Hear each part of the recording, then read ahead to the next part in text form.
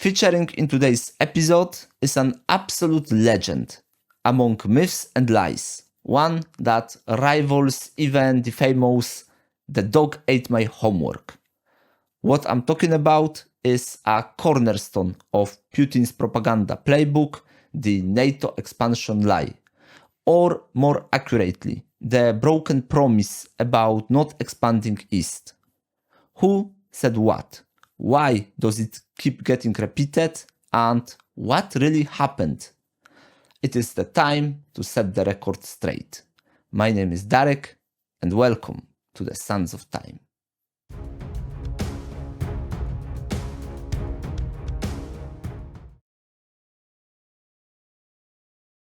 So, the Russian claim is something like this. The West betrayed Mother Russia. NATO promised not to expand eastward after the Cold War, and they did. Well, not the best Russian accent, but is it true?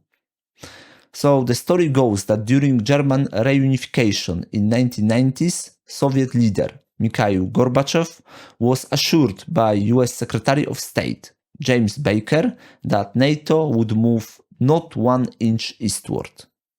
That part is true. But was there an actual written agreement? Nope. And does this entire promise even matter? In my opinion, no, it doesn't. But why not? We need to look at the context. The NATO promise applied to something else. What NATO promised was not to expand beyond West Germany, as the Soviets were concerned about NATO troops in East Germany after reunification. Anything east of East Germany was Soviet puppet states and Soviet Union. And those countries had no say or ability to choose their political and military alliances. This is why this vague promise applied only to East Germany. NATO promised not to place troops in East Germany to avoid moving closer to the borders of the Soviet Bloc and the Soviet Union. But then, Soviet Union fell.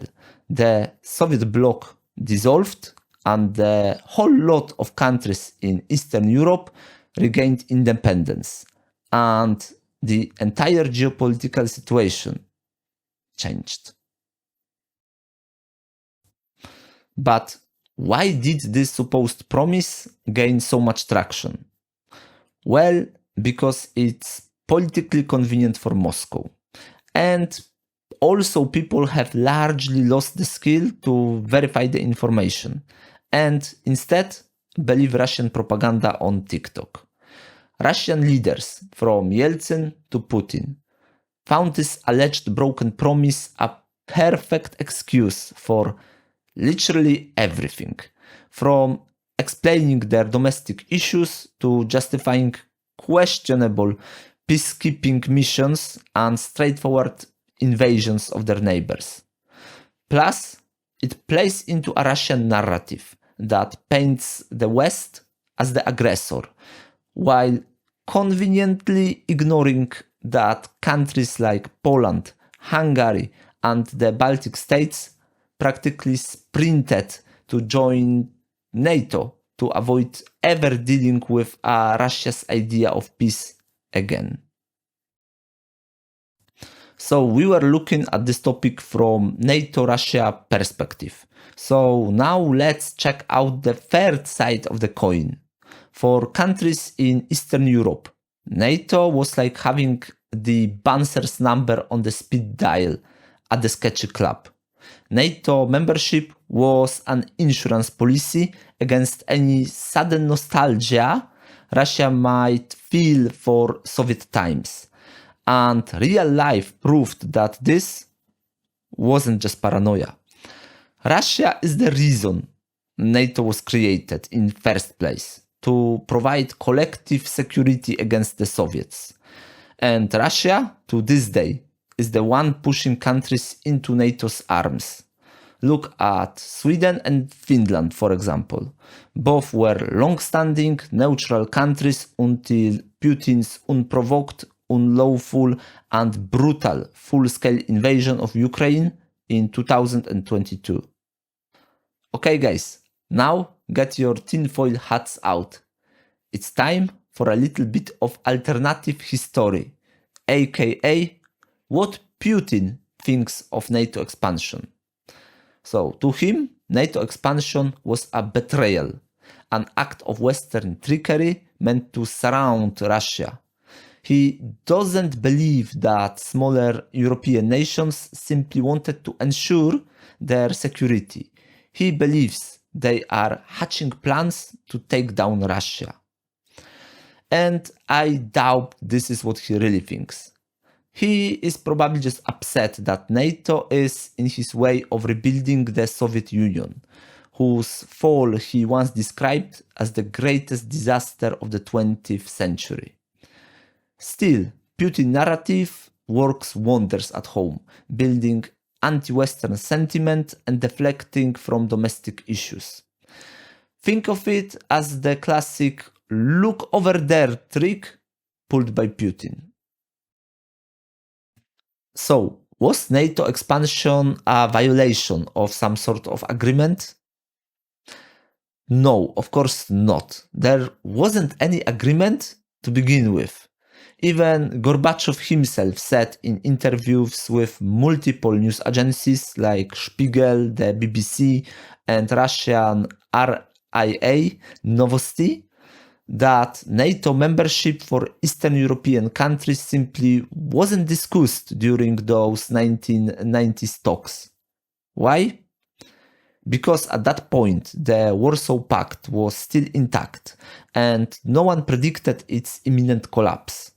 For the record, he also included the usual Russian BS, claiming that expansion eroded trust between the West and Russia. There are two more things I want to add here, and I won't even discuss them because they are self-explanatory. I just gonna put it out here. Why should a bunch of countries who just freed themselves from Russian oppression in early 90s and regained independence seek Russia's permission to join a military alliance? If you know answer to this question, drop me a comment. And the second thing, it's just comical when Russia tries to accuse someone of breaking agreements. Russia is practically built on a history of broken agreements. Okay, moving on. I got one more issue with the word expansion. And to understand it, we need to differentiate between Russian expansion and NATO expansion. Countries of the former Eastern Bloc and former Soviet Union weren't dragged into NATO against their will. They were banging on the alliance door, yelling, "Let us in, please!" Their governments and citizens saw membership as a crucial for protection from, surprise, surprise, Russian expansion. Because Russian expansion always comes with a tanks, death and suffering. So, NATO's broken promise is just another item on the long list of Russian claims that just aren't true. It has nothing to do with reality and how things actually went down. It is just a bedtime story that Russia tells itself. Thanks for watching.